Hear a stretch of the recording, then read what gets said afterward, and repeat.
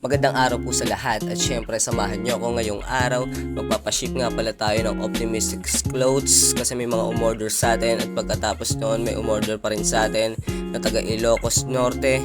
Kita nyo naman mga pre, no, nakabike lang yan. Shoutout sa iyo Boss Kaloy. Kita nyo naman, di ba, pagod na pagod galing Ilocos. Syempre satisfied customer yan mga pre.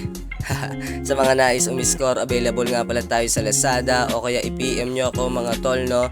At makalipas ang ilang minuto, kinuha natin yung ring dito sa may kamalig, ililipat natin sa likod. Syempre para masaya.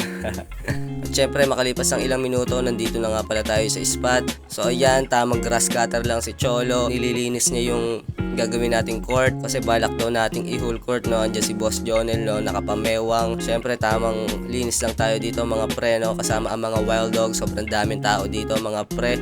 At syempre abangan na lang natin kung matutuloy yung whole court na yan. At syempre maraming salamat sa pagsama sa akin ngayong araw. Kita-kits tayo sa susunod na video. At shoutout sa inyong lahat. Yeah!